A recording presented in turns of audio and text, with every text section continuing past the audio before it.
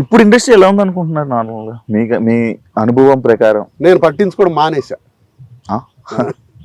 నా పని నేను చేసుకుని, ఆ. నా పని టీవీలో అయితే అసలు రెస్పెక్టే లేకుండా పోయిందండి. ఎవరెవరో వస్తున్నారు అంటే నేను విషయాలని నేను కోరుకోను, వాళ్ళ నేనే వాళ్ళు చిన్నవాళ్ళైనా కొత్త ఇందాక ఫస్ట్ టైం అమ్మాయితో హీరోయిన్తో చేస్తున్నా. అమ్మాయి నాతో పాటు కార్లో ఎక్కింది షార్ట్కి ఏదో. అమ్మ నా పేరు చిన్న అమ్మ అని నేనే పలకరించా, ఇంట్రడ్యూస్ చేసుకున్నాను. నా పేరు చిన్న అమ్మ, ఆమె అర్చన సార్ అంది. సార్ చిన్న మీ ఒరిజినల్ నేమా క్యారెక్టర్ నేమ్ ఉంది? నా ఒరిజినల్ నేమ్ ఏమా అని చెప్పారు. మీ సర్టిఫికెట్లు అన్ని చిన్న అని ఉంటాయి సార్? ఉండదు, ఎక్కడ ఉండదు. ఎక్కడ అఫిషియల్ పేరు ఎక్కడ? Official name. ఓకే, ఇది ఓన్లీ ఆటోగ్రాఫ్ చిన్న అని ఆటోగ్రాఫ్. ఓకే, అలా ఒక రెస్పెక్ట్ లేదు.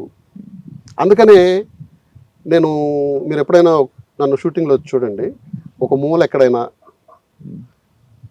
ఒక చైరు ఒక టేబుల్ వేసుకొని నా బ్యాగు నా ఫుడ్ బ్యాగ్స్ అట్లాంటివి ఉంటాయి పెట్టుకొని షార్ట్కి పిలిస్తే వెళ్ళేసి మళ్ళీ వచ్చి అటు కూర్చుంటాను. ఎవరితో మీటింగులు సోదులు కాంట్రవర్సీ టాపిక్స్ ఇట్లాంటివి ఏమి ఉండవు. నేను ఎవరితో చాలా తక్కువ మాట్లాడడం. గాసిప్లు చెప్పాలంటే ఎస్, ఫస్ట్ థింగ్ కెమెరా ముందు ఉన్నప్పుడు నాకు సిన్సియర్గా లేకపోతే చాలా కోపం వచ్చేస్తుంది. ఫోన్ ఒకటి, నేను ఫోన్ వాడను షూటింగ్లో. నా ఫోను నేను వచ్చిన వెంటనే సైలెంట్లో పెట్టి నా బ్యాగ్లో పడేస్తాను. బ్రేక్ టైంలో వచ్చి చూసుకుంటాను. ఆ ఫోన్ షార్ట్లో కానీ ఎవరన్నా వాడితే నేను డైరెక్ట్గా అంటే నాకు వాళ్ళకి చెప్పడానికి అధికారం లేదు. డైరెక్టర్ చెప్తా, సార్ నేను ఫోన్ ఉంటే నేను వర్క్ చేయలేను, మీరు చేయమంటే చేస్తా, నన్ను వెళ్ళిపోమంటే వెళ్ళిపోతా. మీరు వాళ్ళకి చెప్పుకుంటారు, మీరు ఏం చేస్తారు మీ ఇష్టం. నేనున్నంత వరకు ఫోన్ యూజ్ చేస్తే, అరే సజెషన్ షాట్ పెడితే ఒక అమ్మాయి నేను సజెషన్లో యాక్ట్ చేస్తున్నాను, నాకు సజెషన్లో కూడా ఆ అమ్మాయి యాక్ట్ చేస్తేనే కదా నాకు ఎక్స్ప్రెషన్ వస్తుంది. ఫోన్ చూసుకుంటే అమ్మాయి చాటింగ్ చేసుకుంటుంది. ఇంకా ఏం చెప్తాం? అరవలేక కసరలేక మనకు అనే అధికారం లేదు. అందుకని మన పని ఏదో మనం చూసుకున్నామా. ఎస్, నేను చాలా డెడికేటెడ్గా ఉంటాను. I love cinema, I love my work. నేను చాలా సిన్సియర్గా వర్క్ చేస్తాను. అక్కడ ఉన్నంత వరకు మీరు ప్రాంప్టింగ్ తీసుకొని అంటే మీకు ఎంత ఇప్పుడు మీరు సీన్ చూసినా తెలిసి ఉంటుంది మీకు. అవునవును, చూస్తుంది. కాదు, తన కోపమే తన శత్రువు అనేది ఉంటది. మీకు చాలా కోపమే ఎక్కువ కదా, ఏమైనా గొడవలు ఏమైనా పడ్డారు? నేను ఎవరితో కోపండి, నేను ఎవరి మీద కోపండు. నేను కానీ మిమ్మల్ని చూస్తే చాలా అంటే మనిషి వాయిస్ హైట్ అన్ని అలా అనిపిస్తాయి. కొంతమంది ఏంటంటే నా కళ్ళలోకి చూసి డైలాగ్ కూడా చెప్పలేరు. ఎందుకనంటే నాకు బ్రైట్ గా ఉంటాయి ఐస్. నేను కొంచెం అరిచానంటే ఇక్కడ చూసి డైలాగ్ చెప్తుంటాడు. అదేంటమ్మా అక్కడ చూస్తున్నావు అంటే మీ కళ్ళలో చూడాలంటే భయంగా ఉంది. నేనేం కొట్టనమ్మా, ఇక్కడ చేసేది పెర్ఫార్మెన్స్. అంతేగాని నా కోపం ఎక్కువ అంటే నేను నమ్మే సూత్రం కూడా ఇంకోటి, నా 4 గోడల మధ్య నా ఇంట్లో వాళ్ళని నేను కోపడితే పడతారు, కానీ ఇక్కడికి వచ్చి ఎవడో తిడితే ఎందుకు పడతాడు? ఎవరికి వాడికి ఇండివిజువాలిటీ ఉంటుందిగా. నేను నా పిల్లల్ని తిట్టుకుంటా, నా వైఫ్ని తిట్టుకుంటా. ఎస్, వాళ్ళు పడతారు, వాళ్ళు కూడా పడరు తప్పు లేకపోతే తిరగబడతారు. ఇక్కడ ఏదైనా ఉంటే చెప్తా. ఇప్పుడు ఇదే మేనేజరు, ఇది నేను సెకండ్ డే సీరియల్ షూటింగ్ చేయడం, మొన్ననే స్టార్ట్ అయింది సీరియల్ అంటే. ఫస్ట్ డే మేనేజర్ ఏదో చిన్న మిస్టేక్ చేశాడు. నేను 9కి రావాల్సిన షూటింగ్కి నేను వచ్చే లోపల 11:30 అయింది బికాస్ ఆఫ్ తన మిస్టేక్. నేను వచ్చి కూల్గా ఫస్ట్ సీరియల్ అంట అతనికి మేనేజర్గా, ఇది సాయి, ఇది ఇలా చేయాలి అని చాలా కూల్గా చెప్పాను. తను నేర్చుకోవాలి కదా. తను అరిచేసాను అనుకో, అప్పటికే వణికిపోతున్నాడు. నేను కూడా స్టార్టింగ్ చూడంగానే భయం వేసింది. అంటే నన్ను చూస్తే కొంచెం గంభీరంగా ఉన్నట్టు అనిపిస్తుంది. నేను కూడా గంభీరంగానే ఉంటా. అదేంటంటే I want to be silent. నా పని ఏందో నేను చూసుకున్నానా, వాళ్ళకి కావాల్సిన పని వాళ్ళకి చేసి పెట్టాను. కానీ అది కొన్ని టైంలో కొన్ని సిచ్యువేషన్స్ లో అదే మంచిది అనిపిస్తుంది కూడా. ఎందుకు వేరే వాళ్ళతో తగిలించుకోవడం కాదు, ఇప్పుడు అదే మంచిది. అంతే, పని మనం చూసుకున్నామా, అడిగితే సమాధానం చెప్పాను. నా టేబుల్ దగ్గర కూడా ఇంకో కుర్చీ వేసి ఉంటది.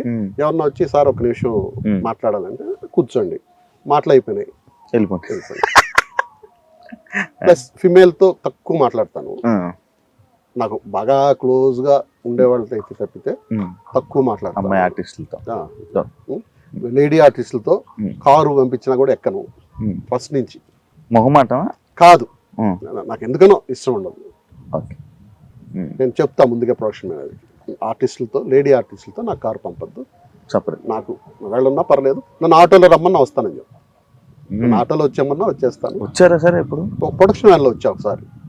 ప్రొడక్షన్ వ్యాన్లోనా?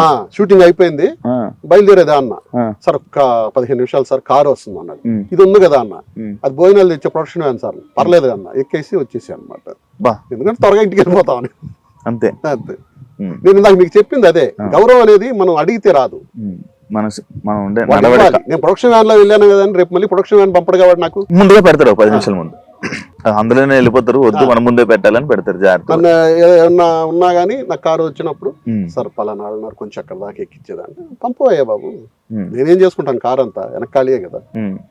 బట్ నా కోసం ఉదయాన్ని కారు వచ్చినప్పుడు ఉమ్. ఎవరిని ఎక్కించి పంపించద్దు. ఎందుకంటే ఉమ్. నేను ఒక 15 నిమిషాలు లేట్ అవ్వచ్చు, నేను వస్తున్నాను, స్నానం చేస్తున్నాను, వస్తున్నాను అని చెప్పొచ్చు. ఉమ్. నా కోసం ఎవరన్నా కింద కూర్చొని ఉంటే నేను వాళ్ళని ఇన్సల్ట్ చేసినట్టు అవుతుంది. ఉమ్.